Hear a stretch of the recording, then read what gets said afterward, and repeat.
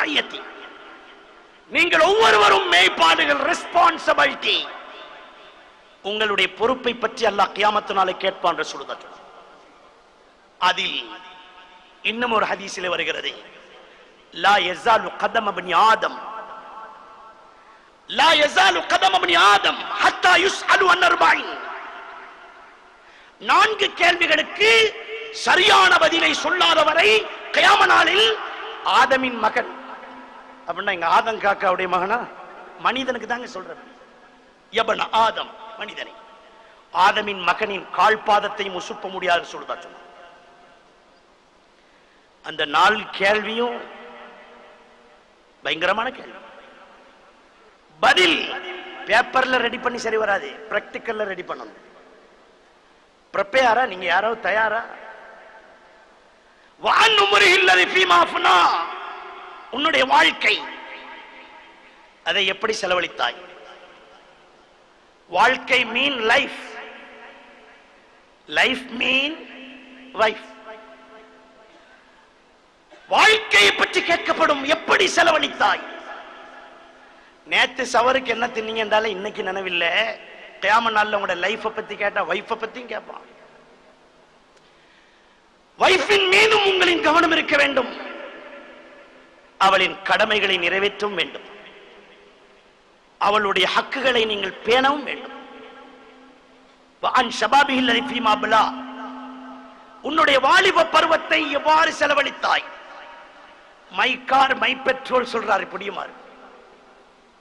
இந்த வயசுல சூனாய் காட்டி வேற எப்ப சூனாய்கிற? அனைவரும் தெரிந்து கொள்ள வேண்டும், சூன் என்பது தீனின் மூலமாக வரணும். அதுதான் சூன். சூன்டா என்ன? இன்பம், சந்தோஷம், ஹாப்பினஸ். அந்த ஹாப்பினஸ் நம்முடைய மார்க்கத்தின் தீனின் வழியே வர வேண்டும். அதுதான் சூன். இவ்வளவு பெரிய சிரமம் அதற்காகத்தானே. உலகளாவிய ரீதியில் தபிலீகனும் பெயரில் மாபெரும் ஒரு தாவத், நாடு நாடாக, வீடு வீடாக, பட்டி தொட்டி முதல் பட்டினங்கள் வரை மிகப்பெரிய பிரயத்தனத்தோடு செய்யப்படுவதெல்லாம் இதுக்காகத்தான், இதற்காகத்தான். வாலிபர்களே, உங்களின் வாலிபத்தை நீங்கள் கண்ட மாதிரி செலவழிக்க கூடாது. அது வேறொரு தலைப்பிலே தனியாக பேச வேண்டும். 3வது, வஅன் மாலிஹி அல்லதி ஹம்மக்தஸபஹு வஃபீமா அன்ஃபக. செல்வம், பணம் சம்பாதித்த வகையும் சொல்ல வேண்டும், செலவழிச்சதும் சொல்ல. Income tax. ஏன் பணம் நான் எப்படி சம்பாதிப்பேன், என் பெட்டில பையில இருக்கிற பணம் நான் எதுக்கும் செலவழிக்கலன்னு சொன்னா யூ கான்ட் சே. உங்களுக்கு அந்த ரைட்ஸ் இல்லை. சம்பாதிப்பதற்கு ஒரு வழி, செலவழிப்பதற்கு ஒரு வழி. நான் இப்போ அதுவும் அந்த சென்ற வாரத்தின் உலமாக்களும் அரசியல்வாதிகளும் நிறைந்திருந்த கூட்டத்திலே தான் சொன்னேன். நீங்களும் தெரிஞ்சுக்கணும், என்ன எங்க நாட்டில் முஸ்லிம் செல்வந்தர்களா பார்த்து வெள்ளை வேன்ல பச்சை வேன்ல கொண்டு போறானாமி, கொண்டு போய்த்து கழட்டுறானாமி. கழட்டுறானா? அப்படித்தான் கழட்டணும். பெரியவர்களே, நல்லா விளங்கிறீங்க. நான் போறேன், உதாரணம் சொல்றேன்.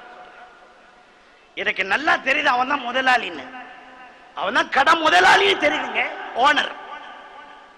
போய் சொல்றேன், நாங்க இந்த மாதிரி வந்திருக்கோம், ஏதோ மதரசா இருக்குது, பள்ளி இருக்குன்றோம். அவன் சொல்றான், பாருங்க படுப்பாவி, முதலாளி கிட்ட கேட்காம எங்களுக்கு ஒன்றும் செய்யல தானே, எங்களை நம்பி பாரம் தந்துட்டு போய்த்தியாங்க, எங்களுக்கு நினைச்ச மாதிரி லாட்சியிலிருந்து கொடுக்கல இல்லையா. நான் பஸ்ட கேட்டு உங்களுக்கு சொல்றேன். சில கடையில போட்டிருக்கான், இன்று ரொக்கம் நாளை கடன், அது மாதிரி பேச்சுதான் இது. பஸ்ட கேட்டு சொல்லுவாராம். எப்ப கேட்பாரு, எப்ப சொல்லுவாரு, அதுக்கெல்லாம் கியாமத்து வந்துடும். அவன் தானேங்க முதலாளி. அவன் ஏட்ட பெட்டி கேட்க. ஆனா அல்லாஹ் சொன்னான், அம்மா பினிஅமத்தி ரப்பிக ஃபஹதிஸ். நீங்களும் உன்னை நல்லா படிச்சுக்கிறீங்க, உங்கள்கிட்ட இருக்கிற பஞ்சத்தை இன்னொருத்தனுக்கு ஓதாதீங்க. அம்மா பினிஅமத்தி ரப்பிக ஃபஹதிஸ். அல்லாஹ் தந்த அருட்கொடைகளை எடுத்து சொல்லுங்கள். எப்படி எப்படி இருக்குது வியாபாரம் எப்படின்றக்குள்ள? அல்ஹம்துலில்லாஹ். கொஞ்சம் கொஞ்சம் டைட் தான், ஆனாலும் அல்லாஹ் ரப்பு அருளாளன், அன்புடையவன். அவன் தர்றத்துல அநியாயம் சொல்லல, குறைச்சல் இல்ல. சில நேரத்துல கொஞ்சம் டைட் தான், இப்படிதான் சொல்லுவோம். எடுத்தோன்னே பேசவானா பிசினஸ் பேசுவானா, வேற பேச்சு பிசினஸ் பேசுவானா. அப்ப என்ன புண்ணாக்கா திங்கிறீங்க? சத்தியமா. இன்னும் ஒருத்தன் 8 வருஷத்துக்கு முந்தி நாங்க போறேங்க, திடீர்னு போயிட்டான் எலும்பி. பொடிய சொல்றான், முதலாளி இல்ல. எங்க போனாரு? கண்டிக்கு போனாராம்.